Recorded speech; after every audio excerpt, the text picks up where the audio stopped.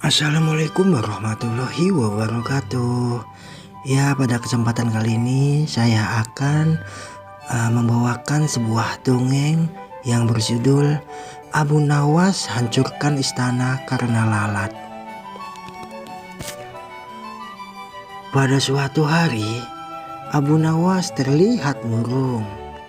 Ia hanya tertunduk lesu mendengarkan penuturan istrinya yang mengatakan kalau beberapa pekerja kerajaan atas titah Raja Harun membongkar rumahnya.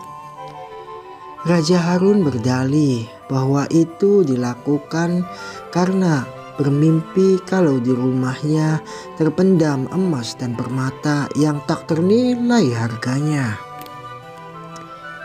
Namun setelah mereka terus-menerus menggali, ternyata emas dan permata tidak juga ditemukan. Parahnya, sang raja tidak mau meminta maaf dan mengganti rugi sedikit pun kepada Abu Nawas. Karena itulah Abu Nawas sakit hati dan memendam rasa dendam kepada perusak rumahnya. Lama Abu Nawas memeras otak, namun belum juga ia menemukan muslihat untuk membalas perbuatan baginda. Makanan yang dihidangkan istrinya pun tidak dimakan karena nafsu makannya telah lenyap.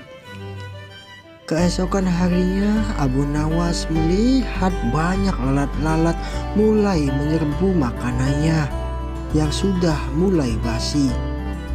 Begitu mulai melihat lalat-lalat itu berterbangan, Abu Nawas tiba-tiba saja tertawa riang, seolah mendapatkan ide. "Tolong ambilkan penutup untuk makananku dan sebatang besi," kata Abu Nawas kepada istrinya. Dengan wajah berseri-seri, Abu Nawas berangkat menuju istana. Setiba di istana, Abu Nawas membungkuk memberi hormat kepada Raja Harun al-Rasyid. Raja pun terkejut atas kedatangan Abu Nawas di hadapan para menterinya. Raja Harun mempersilahkan Abu Nawas untuk menghadap. "Ampun tuanku, hamba menghadap tuanku Baginda hanya untuk mengadukan perlakuan tamu-tamu tidak diundang.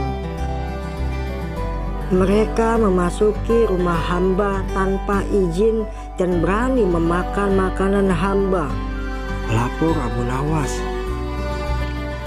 "Siapakah tamu-tamu tidak diundang itu, wahai Abu Nawas?"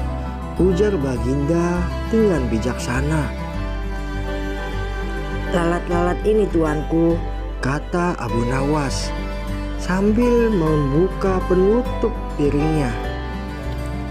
"Kepada siapa lagi kalau bukan kepada Paduka junjungan hamba mengadukan perlakuan yang tidak adil ini," ujar Abu Nawas sekali lagi. "Lalu keadilan yang bagaimana yang engkau inginkan dariku?" respon Raja Harun. "Hamba hanya menginginkan izin tertulis dari Baginda sendiri agar hamba bisa dengan leluasa menghukum lalat-lalat yang nakal itu," kata Abu Nawas memulai muslihatnya. Akhirnya Raja Harun dengan terpaksa membuat surat izin yang isinya memperkenankan Abu Nawas memukul lalat-lalat itu dimanapun mereka hinggap.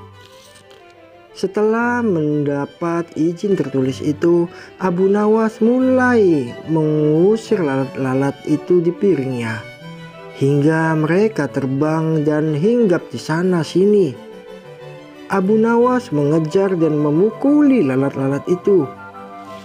Ketika hinggap di kaca, Abu Nawas dengan tenang dan leluasa memukul kaca itu hingga pecah.